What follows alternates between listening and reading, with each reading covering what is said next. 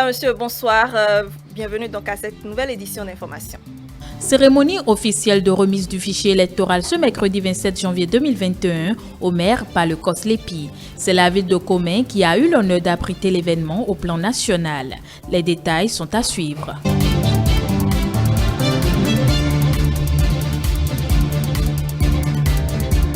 Un déjeuner d'hommage et de témoignage a été organisé ce mercredi 27 janvier 2021 en l'honneur du président de la Cour suprême Ousmane Batokor. C'est une initiative de la Haute Cour de justice qui vise à reconnaître le mérite de ce magistrat accompli en fin de mandat.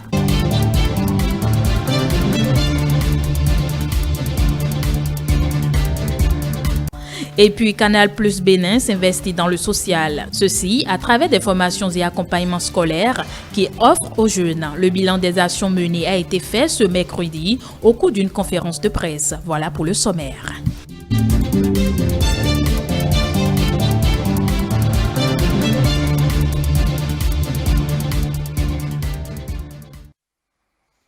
On démarre avec la déclaration dans l'après-midi de ce jeudi du parti Foscori pour un Bénin émergent FCBE.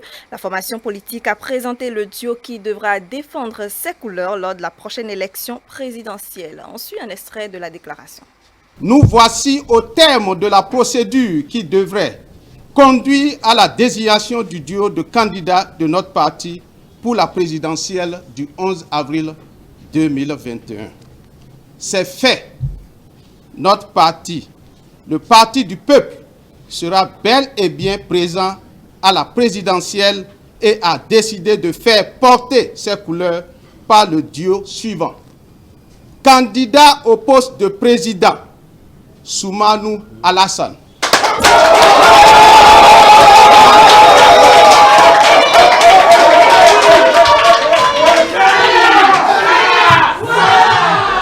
Candidat au poste de vice-président, Humpe Paul.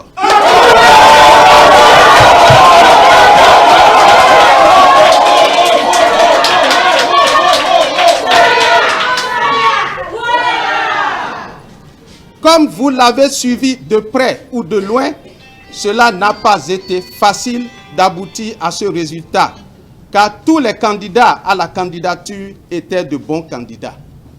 Mais il a fallu faire un choix basé sur des critères réalistes et sur la capacité de négociation et de rassemblement des candidats.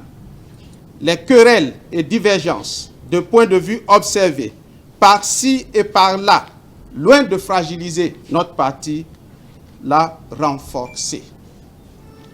Maintenant que le duo a été choisi par un large consensus au sein du bureau exécutif national, c'est le lieu de lancer un appel à tous les candidats malheureux à la candidature, à tous les élus et à tous nos militants, où qu'ils se trouvent, à taire leurs divergences et à se mobiliser comme un seul homme derrière le duo FCBE.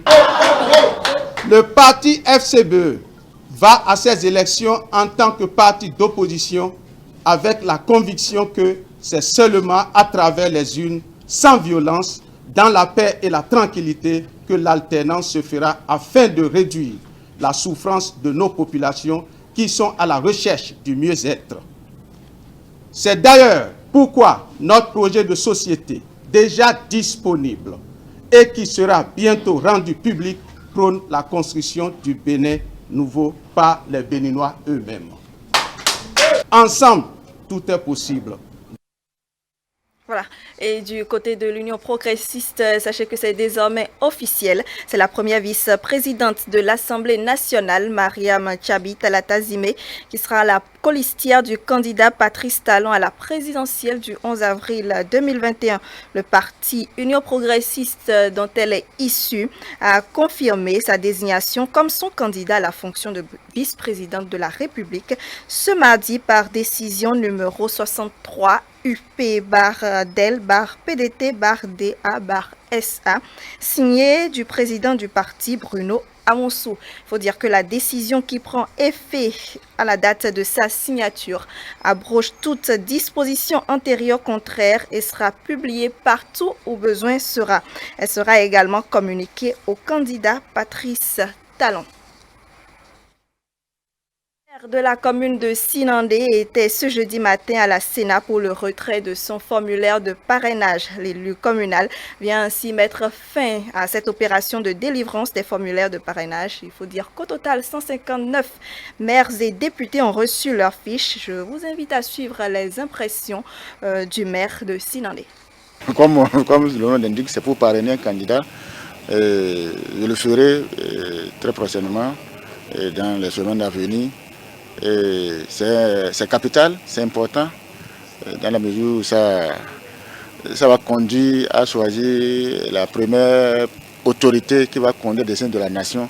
Donc c'est un choix quand même responsable. Donc le choix sera responsable.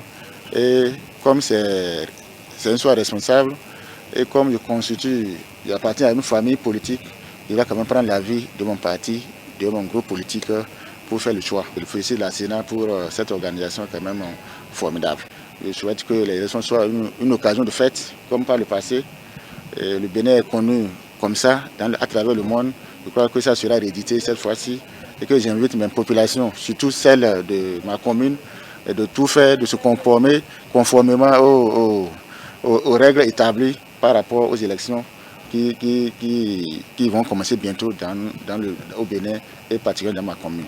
Donc il y a des comportements de paix et quand même de discipline pour respecter les lois de la République.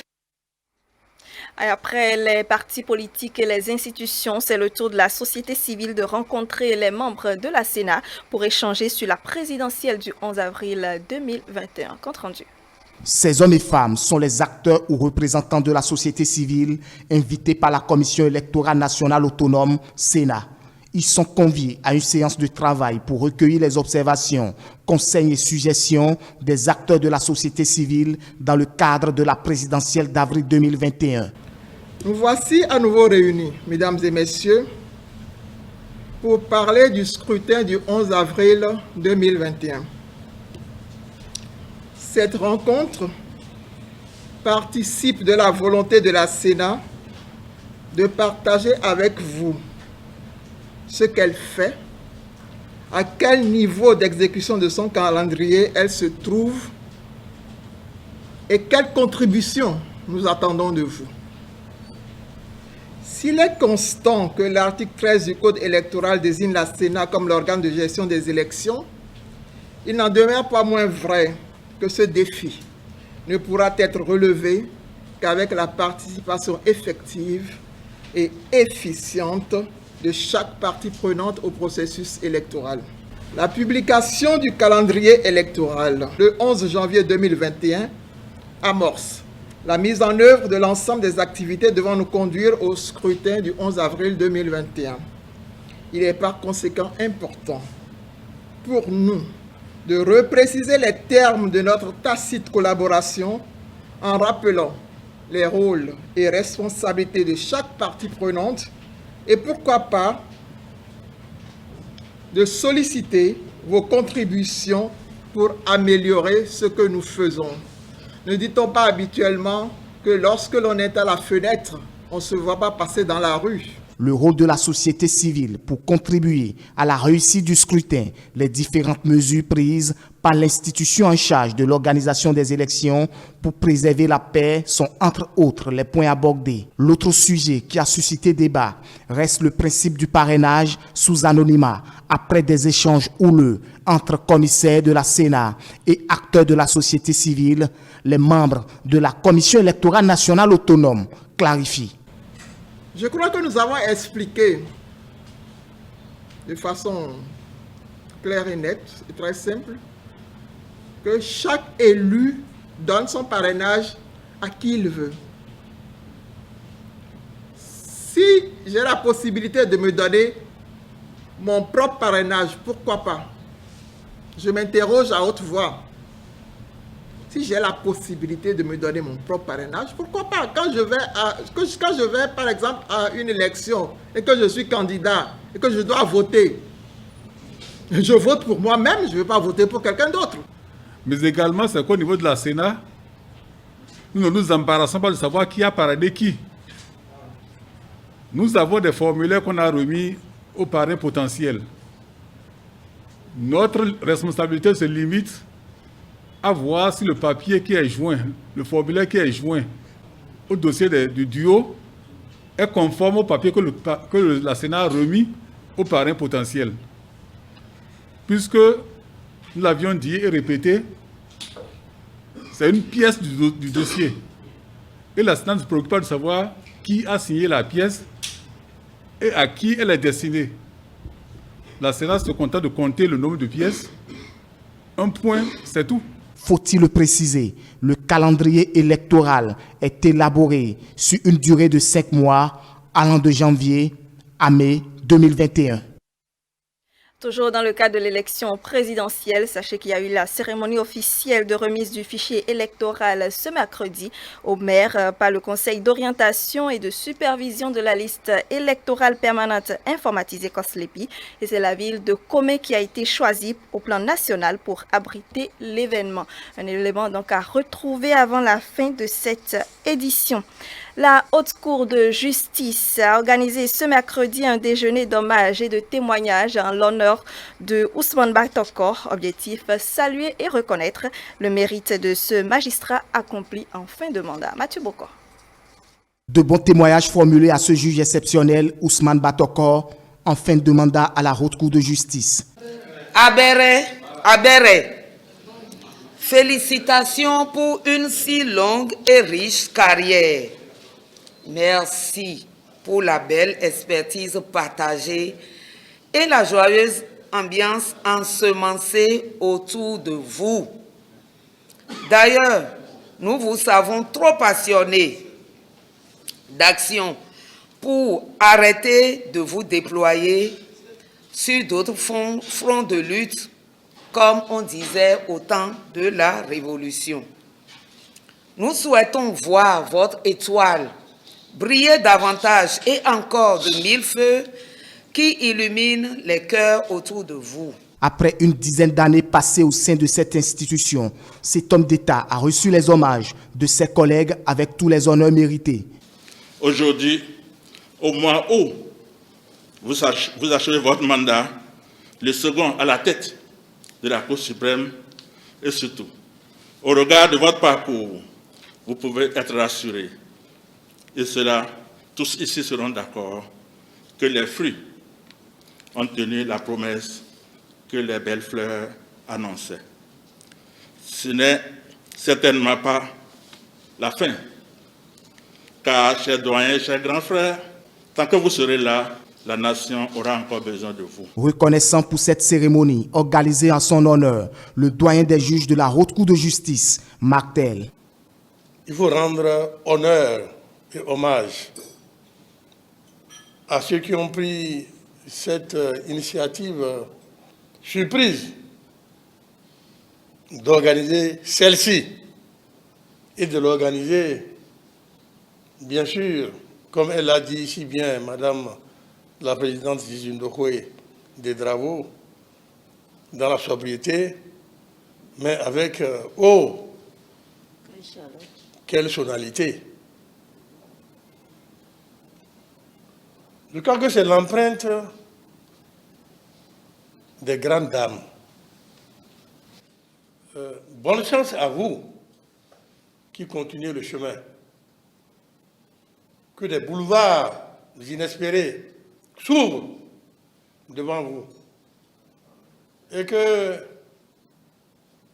comme l'a dit le poète tout à l'heure, les pas que Dieu nous a donné de faire dans cet environnement qui est le nôtre puissent être, si je puis dire, vos garde-fous. Pour rappel, Ousmane Batokor est nommé par décret du 7 février 2011 à la tête de la Cour suprême. Il est reconduit par décret du 10 mars 2016 pour un second mandat.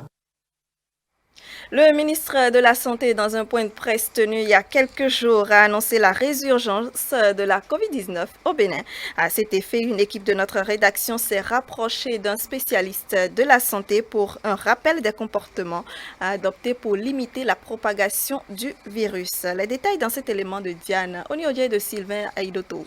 À la date du 20 janvier 2021, le Bénin enregistre 278 cas actifs pour un total de 3643 cas confirmés, dont 3317 guéris et 48 décès. À cette statistique, quelques citoyens de la ville de Cotonou trouvent que le coronavirus n'est plus d'actualité. Le coronavirus a régressé, donc le port de cache-nez n'est plus autant une obligation. Si pour d'aucuns le coronavirus n'est plus d'actualité, pour d'autres, il demeure une réalité. Le corona existe vraiment. Alors, j'aimerais dire au peuple de respecter les mesures barrières que l'État, le gouvernement a insisté de respecter. Le coronavirus existe vraiment. Pour me protéger, je respecte les gestes barrières, je porte mon cache-nez, je lave les mains. Occasion pour ces citoyens qui croient en l'existence de la pandémie d'exhorter les leurs au respect strict des mesures barrières. On avait parlé de plusieurs maladies, mais le corona existe. Parce que si on compte déjà le nombre de morts, si toi-même tu ne veux pas tomber malade, il faut te prendre en conscience et toi-même tu t'occupes bien de toi. Ce qu'il y a à faire, c'est de se protéger comme on a l'habitude de faire. Mettre un cache-nez, c'est laver les mains. Notre cache-nez doit être toujours porté au bouche-nez.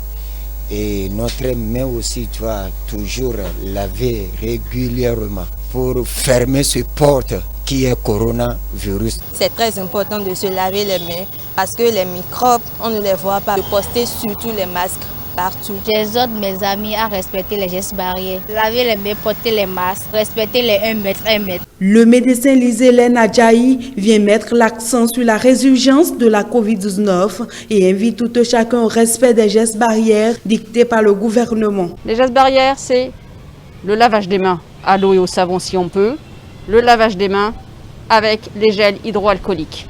Le lavage des mains, c'est pas compliqué, c'est une pichenette et on n'oublie pas de frotter. Et normalement, il faut le faire longtemps. On frotte dans les doigts, on frotte à l'extérieur, on frotte partout où le virus pourrait s'être mis. D'accord? Et on n'oublie pas partout. On frotte. Ça doit durer. Premier geste barrière, le lavage des mains. Deuxième geste barrière, le masque. Je suis sûre que vous me comprenez très bien, même avec le masque. Et bien là, je vais vous inciter à vivre avec distanciation sociale. Dans les transports en commun, c'était prévu pour normalement pouvoir prévoir ces espaces-là. Je sais que ça se réduit parce qu'on veut faire monter plus de monde pour gagner plus d'argent. C'est normal, mais attention. Ceux qui vont être malades, ceux qui vont partir à Alada, ceux qui vont avoir des maladies graves, il faut penser à eux. Je le remarque aussi, il y a ce qu'on appelle un relâchement. On est fatigué, on aimerait bien que ça s'arrête, mais il ne faut pas croire que ce soit arrêté. C'est bien même le contraire. Je vous en prie, je vous supplie, je vous exhorte à respecter les mesures barrières. Rappelons que la pandémie de la COVID-19 est une crise sanitaire majeure provoquée par une maladie infectieuse émergente apparue fin 2019 en Chine continentale. Au Bénin, le premier cas a été confirmé le 16 mars 2020 par un Burkinabé âgé de 49 ans. Ce dernier était rentré sur le territoire béninois le 12 mars 2020. Au-delà donc de ces programmes télévisés, Canal+ Bénin s'investit dans le social, ceci à travers des formations et accompagnements scolaires qu'il offre aux jeunes. Le bilan des actions menées a été fait par les représentants de cette structure au Bénin et c'était au cours donc d'une conférence de presse tenue ce mercredi à Cotonou. Suivez.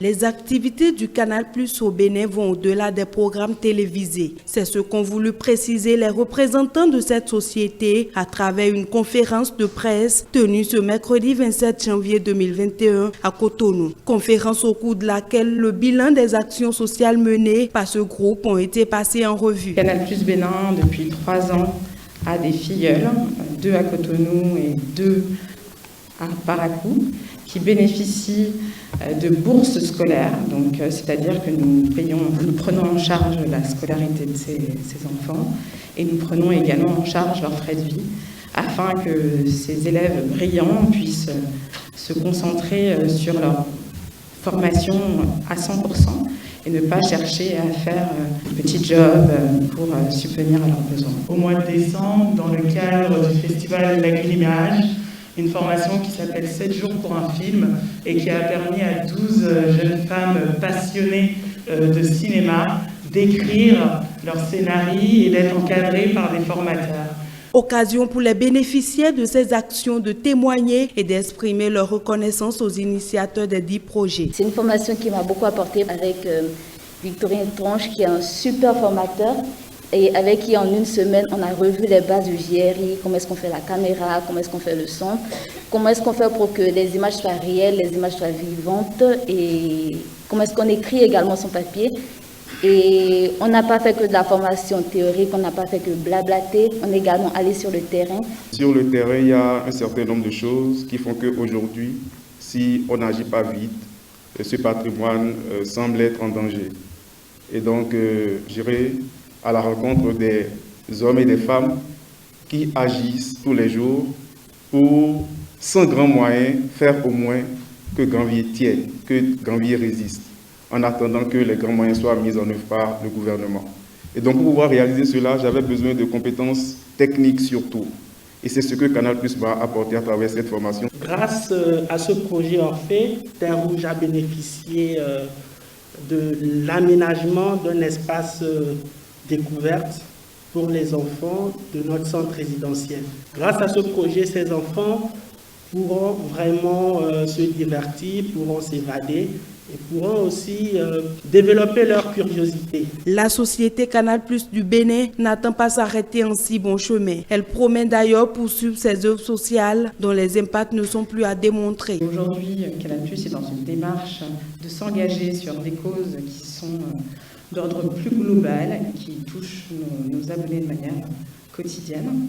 C'est pourquoi, depuis le 1er janvier, Canal+ a lancé l'opération Un mois une cause, qui vise à mettre en lumière chaque mois une cause sociétale, environnementale ou sociale, telle que le paludisme, la drépanocytose, le droit des enfants, l'éducation. Cette initiative nous tient beaucoup à cœur, c'est pour ça qu'on la renouvellera une fois de plus cette année en octroyant cette bourse Canal+ à 4 nouveaux élèves. Il faut rappeler que Canal+ est une société privée d'envergure internationale. Elle offre à ses abonnés une gamme de programmes télévisés. On finit avec la remise officielle du fichier électoral ce mercredi au maire par le Conseil d'orientation et de supervision de la liste électorale permanente informatisée COSLEPI. C'est la ville de Comé qui a été choisie au plan national pour abriter l'événement et ceci conformément aux tests des lois en vigueur. Suivez. Conformément aux dispositions établies par le Code électoral en vigueur au Bénin, le Conseil d'orientation et de supervision de la liste électorale permanente informatisée COSLEPI procède à la transmission du fichier électoral aux maires des communes du Bénin, à sa publication ainsi qu'à son affichage. C'est la ville de Comé qui a été choisie pour recevoir officiellement le fichier électoral à cette étape du processus. Mesdames et messieurs, c'est pour satisfaire à cette exigence légale que je m'associe au COS ce jour, mercredi 27 janvier 2021, pour vous transmettre officiellement, en mon titre de régisseur général de l'Agence nationale de traitement, copie des extraits de listes électorales par centre de vote et par poste de vote pour la commune de Comé. Je voudrais, Monsieur le maire, vous conviez humblement, dès lors que vous êtes en possession de la liste, de bien vouloir prendre toutes les dispositions utiles pour sa publication selon les recommandations de la loi. Le Conseil d'orientation et de supervision de la liste électorale permanente informatisée tient au respect strict du calendrier électoral en vue d'un scrutin réussi, rassure son président.